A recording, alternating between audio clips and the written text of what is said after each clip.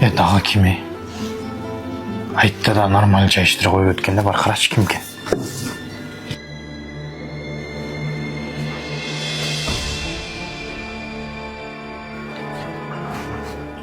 Укаңыз кептір? Кече акча сурады эле. Үйдө акча барбы жокпу? Үйдө акча бар. Мен үйдө жок деп кетиреричи. Ол акчалардын орду бар. Эртең кичине иш баштап аттым эле. Жалгыз укаңыз болсо, ишенгениңиз болсоңуз, анан укаңызга бербей кимге бересиз? Акчабыз бар, берип турайлы. Анда сен тамактарды даярдай бер, мен өзүм чыгам.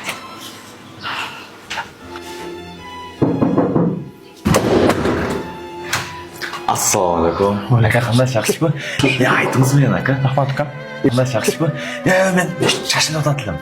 Ака, айтыңыз менен жаңы ачылган ресторанда ыстык тамак жеңил экөөңүздөр жеп алыңыздар.